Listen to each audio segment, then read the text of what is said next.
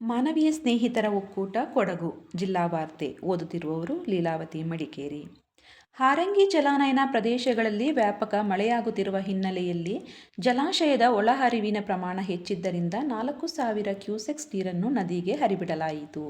ಹವಾಮಾನ ಇಲಾಖೆಯ ಮುನ್ಸೂಚನೆಯಂತೆ ಜಲಾನಯನ ಪ್ರದೇಶಗಳಲ್ಲಿ ಭಾರೀ ಮಳೆಯಾಗುವ ಸಾಧ್ಯತೆಗಳ ಹಿನ್ನೆಲೆಯಲ್ಲಿ ಶೀಘ್ರವೇ ಜಲಾನಯನದ ನೀರಿನ ಮಟ್ಟ ಗರಿಷ್ಠ ಮಿತಿಯನ್ನು ತಲುಪಬಹುದೆಂದು ಹಾರಂಗಿ ಜಲಾಶಯದ ಕಾರ್ಯಪಾಲಕ ಇಂಜಿನಿಯರ್ ಪುಟ್ಟಸ್ವಾಮಿ ತಿಳಿಸಿದ್ದಾರೆ. ಈ ಹಿನ್ನೆಲೆ ಕಾವೇರಿ ನದಿ ಪಾತ್ರದಲ್ಲಿ ನೆಲೆಸಿರುವವರು ತಮ್ಮ ಆಸ್ತಿ ಹಾಗೂ ಜಾನುವಾರುಗಳ ರಕ್ಷಣೆಗೆ ಮುನ್ನೆಚ್ಚರಿಕೆ ವಹಿಸಿ ಸುರಕ್ಷಿತ ಸ್ಥಳಗಳಿಗೆ ತೆರಳುವಂತೆ ಕೋರಿದ್ದಾರೆ. ಉದಿಕೇರಿಯಲ್ಲಿ ನೂತನ ವಿದ್ಯುತ್ ಪ್ರಸರಣ ಉಪಕೇಂದ್ರ ಸ್ಥಾಪನೆಗೆ ವಿರಾಜಪೇಟೆ ಕ್ಷೇತ್ರದ ಶಾಸಕ ಎಎಸ್ ಪೊನ್ನಣ್ಣನವರು ಭೂಮಿ ಪೂಜೆ ನೆರವೇರಿಸಿದರು. ಆ ಬಳಿಕ ಮಾತನಾಡಿದ ಅವರು, ಈ ಹಿಂದೆ ಕ್ಷೇತ್ರದ ಜನತೆಗೆ ಕೊಟ್ಟ ಭರವಸೆಯಂತೆ ಈ ಭಾಗದ ಹಾಗೂ ಸುತ್ತಮುತ್ತಲಿನ ಗ್ರಾಮಗಳಿಗೆ ಉತ್ತಮ ಗುಣಮಟ್ಟದ ಹಾಗೂ ನಿರಂತರ ವಿದ್ಯುತ್ ಒದಗಿಸುವ ಸಲುವಾಗಿ ಕಾಮಗಾರಿ ಚಾಲನೆ ನೀಡಲಾಗಿದ್ದು, ಶೀಘ್ರದಲ್ಲೇ ಇದನ್ನು ಪೂರ್ಣಗೊಳಿಸುವಂತೆ ಅಧಿಕಾರಿಗಳಿಗೆ ಸೂಚಿಸಿದರು. 2025-26ನೇ ಸಾಲಿನ ಮುಂಗಾರು ಹಂಗಾಮಿನಲ್ಲಿ ವಿರಾಜಪೇಟೆ ಮತ್ತು ಪೊನ್ನಂಪೇಟೆ ತಾಲೂಕಿನ ಹೋಬಳಿ ಮಟ್ಟದ ಎಲ್ಲ ರೈತ ಸಂಪರ್ಕ ಕೇಂದ್ರದಲ್ಲಿ ಭತ್ತದ ಬಿತ್ತನೆ ಬೀಜಗಳು ಲಭ್ಯವಿರುತ್ತದೆ. ಬಿತ್ತನೆ ಬೀಜಗಳು ಪಡೆದುಕೊಳ್ಳುವ ರೈತರು ಪಹಣಿ ಪತ್ರ, ಆಧಾರ್ ಕಾರ್ಡ್ ಪ್ರತಿ, ಬ್ಯಾಂಕ್ ಪಾಸ್ ಪುಸ್ತಕ ಪ್ರತಿಗಳೊಂದಿಗೆ ರೈತ ಸಂಪರ್ಕ ಕೇಂದ್ರಗಳಿಗೆ ಭೇಟಿ ನೀಡಿ ಸರಕಾರ ನಿಗದಿಪಡಿಸಿದ ರಿಯಾಯಿತಿ ದರದಲ್ಲಿ ಬಿತ್ತನೆ ಬೀಜಗಳನ್ನು ಪಡೆದುಕೊಳ್ಳುವಂತೆ ವಿರಾಜಪೇಟೆ ತಾಲೂಕು ಸಹಾಯಕ ಕೃಷಿ ನಿರ್ದೇಶಕರು ಮನವಿ ಮಾಡಿದ್ದಾರೆ. ಮಡಿಕೇರಿ ತಾಲೂಕಿನ ಮುಕ್ಕೋಡ್ಲು ಗ್ರಾಮಕ್ಕೆ ತೆರಳುವ ರಸ್ತೆ ಸಂಪೂರ್ಣವಾಗಿ ಹದಗೆಟ್ಟಿದ್ದು, ಸ್ಥಳೀಯ ಗ್ರಾಮಸ್ಥರು ತೀವ್ರ ಅಸಮಾಧಾನ ವ್ಯಕ್ತಪಡಿಸಿದ್ದಾರೆ.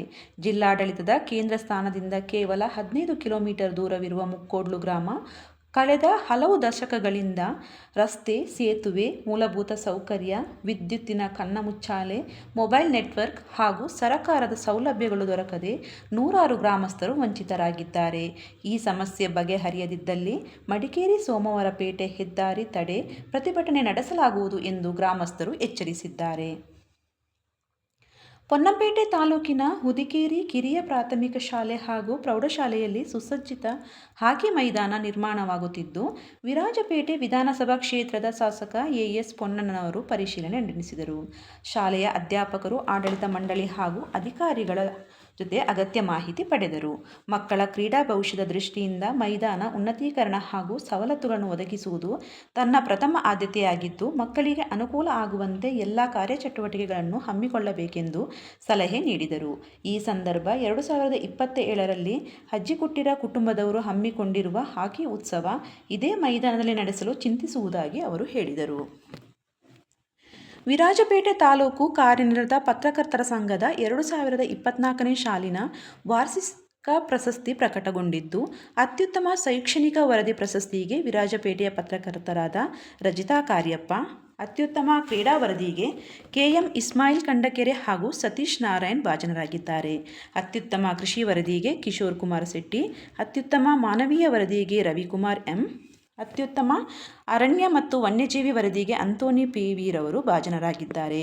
ಜೂನ್ 22ರಂದು ನಡೆಯಲಿರುವ ವಿರಾಜಪೇಟೆ ತಾಲೂಕು ಕಾರ್ಯನಿರತ ಪತ್ರಕರ್ತರ ಸಂಘದ ವಾರ್ಷಿಕ ಮಹಾಸಭೆಯಲ್ಲಿ ಪ್ರಶಸ್ತಿ ಪ್ರದಾನ ಮಾಡಲಾಗುವುದು.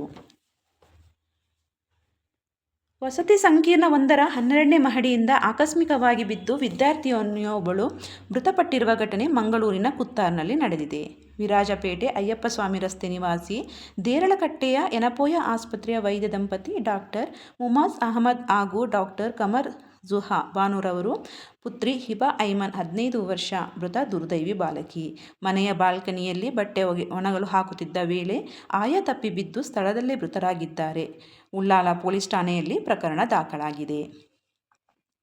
ಕುಶಾಲನಗರ ಸರ್ಕಾರಿ ಎಂಜಿನಿಯರಿಂಗ್ ಕಾಲೇಜಿಗೆ ಈ ಬಾರಿ 100% ಫಲಿತಾಂಶ ಬಂದಿದೆ.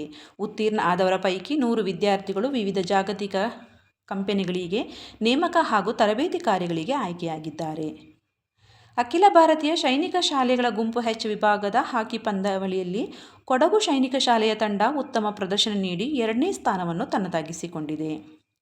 ಜಮ್ಮು ಕಾಶ್ಮೀರದ ಲೇಹ ಲಡಾಖಿನಲ್ಲಿರುವ ಸಮುದ್ರ ಮಟ್ಟದಿಂದ ಸುಮಾರು 19,000 ಅಡಿ ಎತ್ತರದಲ್ಲಿರುವ ಉಮಿಂಗ್ಲಾ ರಸ್ತೆಯು ವಿಶ್ವ ಗಿನ್ನಿಸ್ ದಾಖಲೆ ಪಡೆದಿರುವ ರಸ್ತೆಯಾಗಿದ್ದು, ಇದು ವಿಶ್ವದ ಅತ್ಯಂತ ಎತ್ತರದ ಮೋಟಾರ್ ಚಾಲನೆಯ ರಸ್ತೆ.